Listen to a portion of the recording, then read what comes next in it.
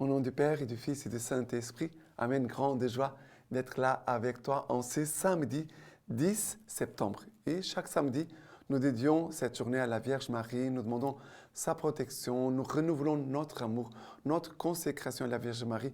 Nous confions tout à notre Mère pour qu'elle puisse vraiment toujours nous aider à marcher vers son Fils Jésus et aussi à ne pas perdre notre chemin. Jésus est le chemin, la vérité et la vie. Et aujourd'hui, je demande vos prières parce qu'aujourd'hui, c'est mon jour d'anniversaire et je profite pour vous demander si vous pouvez prier. Je vous salue Marie pour moi, je vous remercie. Et la première lecture d'aujourd'hui, c'est 1 Corinthiens chapitre 10, à partir du verset 14. C'est pourquoi, mes bien-aimés, fuyez l'idolâtrie. Je vous parle comme à des gens sensés. Jugez vous-même de ce que j'ai dit. La coupe de bénédiction que nous bénissons n'est-elle pas communion au sang du Christ? Les pains que nous rompons n'est-il pas communion au corps du Christ? Parce qu'il n'y a qu'un pain. À plusieurs, nous ne sommes qu'un corps, car tous nous participons à ce pain unique. Considérez l'Israël selon la chair. Ceux qui mangent les victimes ne sont-ils pas en communion avec l'autel? Qu'est-ce à dire? Que la viande immolée aux idoles soit quelque chose, ou que l'idole soit quelque chose? Mais si qu'on immole, c'est à des démons et à ce qui n'est pas Dieu qu'on l'immole. Or, je ne veux pas que vous entriez en communion avec les démons. Vous ne pouvez boire la coupe du Seigneur et la coupe des démons. Vous ne pouvez participer à la table du Seigneur et à la table des démons. Ou bien, voudrions-nous provoquer la jalousie du Seigneur? Serions-nous plus forts que lui? Alors, ici la parole de Dieu nous parle de la table de l'Eucharistie et aussi la table des démons. La table des démons, ça veut dire tout, et c'est à l'époque des Corinthiens, de Saint Paul.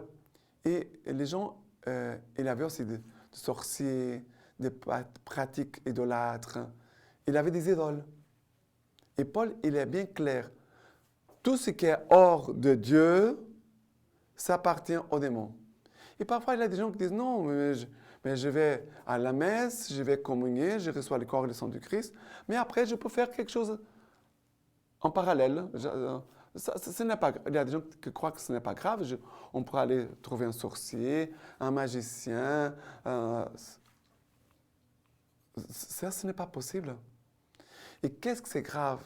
Parce que souvent, il y a même des gens qui, au nom de Dieu, et même en trompant les gens, vont dire, mais tu vois, je prie Dieu, mais quel est le Dieu qu'il prie? Et parfois, ils trompent même les gens en disant, je vais faire une...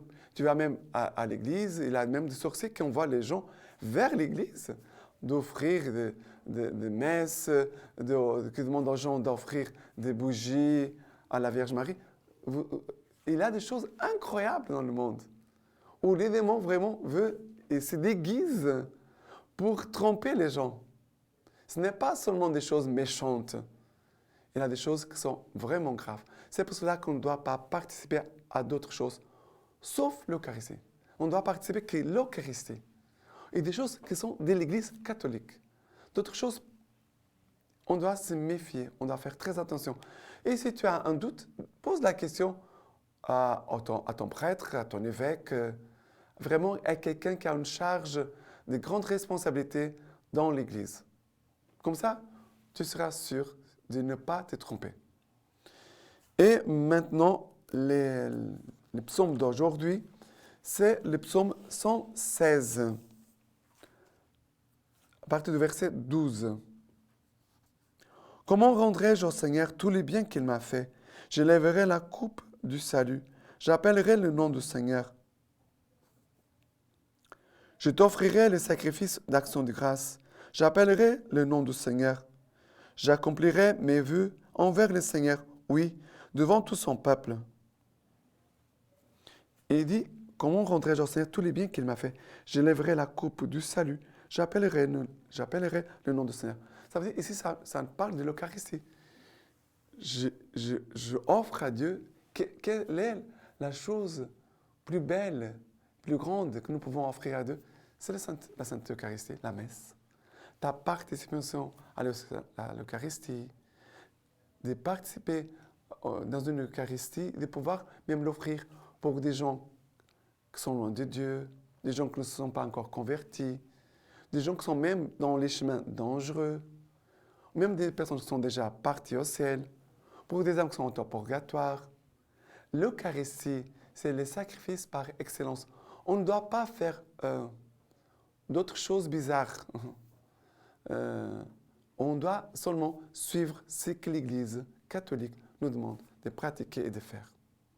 Et en sachant que l'Eucharistie, c'est le moment le plus fort de notre vie, de notre journée. C'est pour cela que manquer l'Eucharistie du dimanche, c'est un péché mortel. Quelqu'un qui ne va pas à la messe le dimanche, sauf s'il est malade, s'il a eu quelque chose de grave qui s'est passé, mais si la personne n'a pas une justification vraiment au niveau de la santé, de quelque chose de grave qui s'est passé, si je ne participe pas à la Sainte Messe, c'est un péché mortel. Et maintenant, l'évangile d'aujourd'hui, c'est Luc chapitre 6, à partir du verset 43. Il n'y a pas de bon arbre qui produise un fruit gâté, ni inversement d'arbre gâté qui produise un bon fruit. Chaque arbre, en effet, se reconnaît à son propre fruit. On ne cueille pas des figues sur des épines. On ne vendange pas non plus du raisin sur des ronces. L'homme bon, du bon trésor de son cœur, tire ce qui est bon. Et celui qui est mauvais, de son mauvais fond, tire ce qui est mauvais. Car c'est du trop plein du cœur qui parle sa bouche. Pourquoi m'appelez-vous Seigneur, Seigneur, et ne faites-vous pas ce que j'ai dit? Quiconque vient à moi, écoute mes paroles et les met en pratique. Je vais vous montrer à qui il est comparable. Il est comparable à un homme qui bâtissant une maison a creusé profond et posé les fondations sur le roc. La crue survenant, le torrent s'est rué sur cette maison, mais il n'a pas pu l'ébranler parce qu'elle était bien bâtie. Mais c'est lui, au contraire, qui a écouté, il n'a pas mis en pratique, est comparable à un homme qui aurait bâti sa maison à même le sol, sans fondation.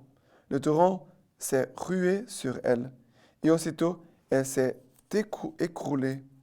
Et le désastre survenu à cette maison a été grand. Alors, ici, il parle de l'arbre, et l'arbre dit, il n'y a pas de bon arbre qui produise un fruit gâté, ni inversement, un arbre gâté qui produise un bon fruit.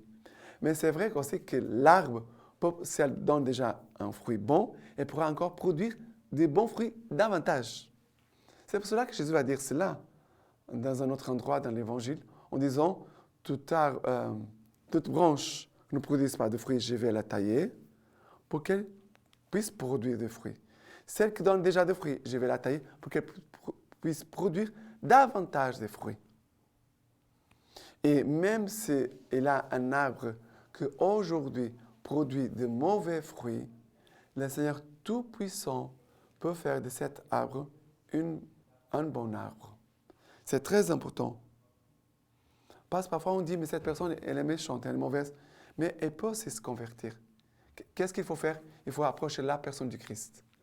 Un arbre mauvais, il faut l'approcher de Jésus. Il faut l'approcher de l'Église. Il faut l'approcher. Sinon, si on ne reçoit pas la grâce de Dieu, si on ne reçoit pas l'Eucharistie, si on ne reçoit pas le pardon de Dieu, si on ne reçoit pas l'Évangile, si on ne reçoit pas la lumière et l'amour de Dieu, qu'est-ce qu'on allait produire de bon? Rien. Il faut avoir cette conscience que les bons fruits que nous produisons, vient aussi de l'action de Dieu en nous.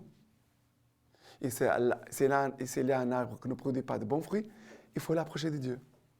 Et quand il parle de la maison bien bâtie, la maison mal bâtie, ça veut dire la maison qui a de bonnes fondations, c'est quelqu'un qui est en Dieu. Il s'est enraciné en Dieu. Il a posé de bonnes fondations. Ça veut dire que sa foi est bien enracinée. Cette personne a été bien évangélisée. Cette personne a bien reçu l'évangile, la doctrine, la formation, l'instruction de notre foi catholique. Cette personne connaît bien les credos. Elle vit bien les credos. Vous comprenez? Mais il y a beaucoup de gens dans l'Église qui sont à la surface. Il y en a beaucoup. C'est pour cela qu'après, ils vont partir à droite et à gauche. Ils vont s'éloigner de Dieu et tombent dans les mains des démons. Et maintenant, la lecture patristique d'aujourd'hui de saint Athanase. Le Verbe qui est Dieu, la parole du Père très bon, n'a pas abandonné le genre humain qu'il avait créé et qui tombait dans la corruption. Par l'offrande de son propre corps, il triompha de la mort qui était devenue leur héritage.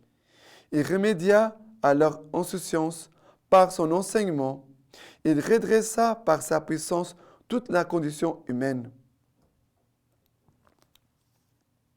Cela signifie que relever les hommes de la corruption qui s'était produite ne revenait à nul autre qu'au Verbe divin qui les avait créés à l'origine.